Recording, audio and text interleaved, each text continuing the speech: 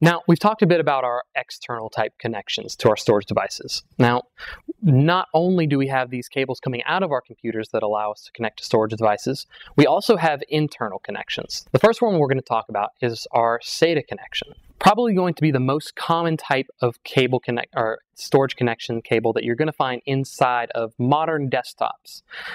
It's just a standard connection that stands for Serial Advanced Technology Attachment. It allows us to connect to internal hard drives. And also, in addition to our internal hard drives, we have our optical drives and our solid state drives, anything that we may connect to inside the computer. Our first iteration of SATA, our SATA 1, is going to be transmitting at 1.5 gigabits per second.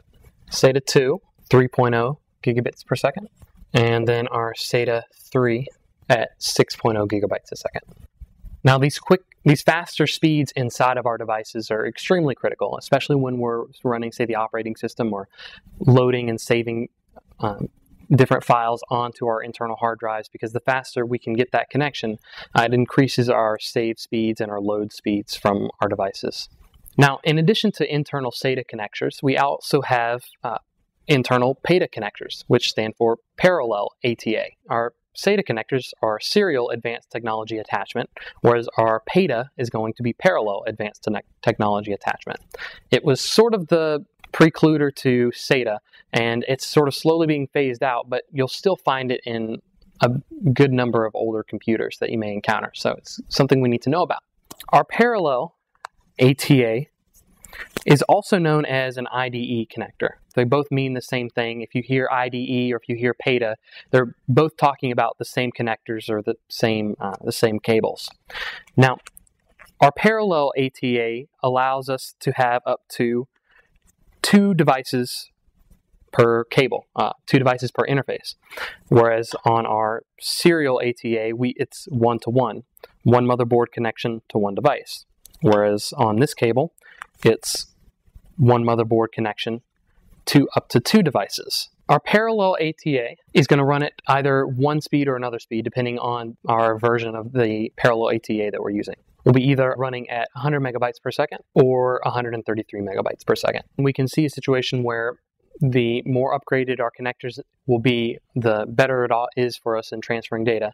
But again, PATA connectors, IDE connectors, they're being phased out pretty much by computers today, and we're switching more over to the SATA connectors. Our next type of internal connector that we'll encounter is called a SCSI connector, SCSI. Our SCSI connector isn't only an internal connector. We also see situations where we'll have SCSI connectors that we put in an adapter card, or we have one built into our motherboard that allows us to connect into that externally. SCSI cables are obviously quite a bit different as far as how many devices they can hold on to a single cable. And we actually have 2 major different distinctions between the 2 cables. We have our narrow, which can actually hold up to 7 devices per interface. So one interface on the motherboard is equal up to 7 devices, and that would transfer data at up to 40 megabytes per second. And then we have our wide. Our wide is not only going to transfer at a faster speed, 320 megabytes per second, but it also lets us add more devices to it. We have up to 15 devices. Now, our SCSI connectors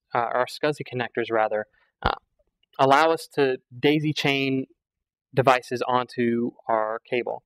The cable's gone through several different iterations, and you may see SCSI drives with connectors that this cable actually wouldn't plug into, but they're still considered SCSI, just a newer version.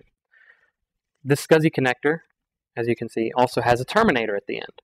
These terminators are necessary in this type of cable in particular in order to let the cable know that this is the end. It doesn't go any farther than here. There's no drive past here, so it needs to stop. It needs to stop searching. SCSI drives, such as the one that we have here, plug into this cable, and when you plug the multiple devices into the cable, you actually set jumpers on the device that let the device know where it is located on the cable. The jumpers can vary depending on the type of cable and how we need to set them. So it's important that we keep that in mind and that we take a look in a later video that we'll have about the actual jumpers configurations for SCSI devices.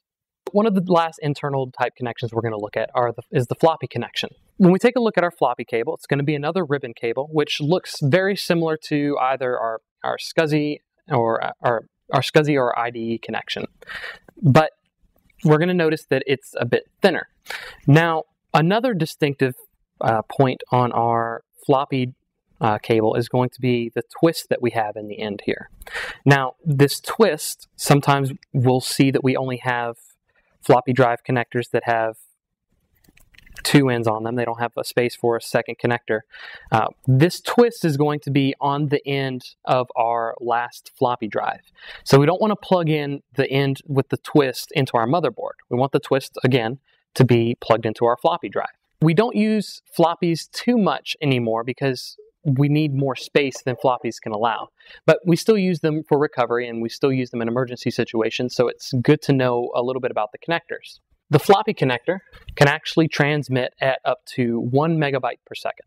In respect to the other devices that we've looked at, such as the PATA or the SATA, and our newer CD drive connectors, that floppy connector really isn't going to give us very much as far as how much information it's transferring through. So again, we use it more for emergency situations or situations where we're going to have to do disk recovery and the only thing we have are floppies available. Floppy connectors can allow us up to 2 devices per interface. So that would be one interface plugged into the motherboard, one place on the motherboard, but the cable has up to 2 interfaces available on the cable that we can plug our floppy drive into.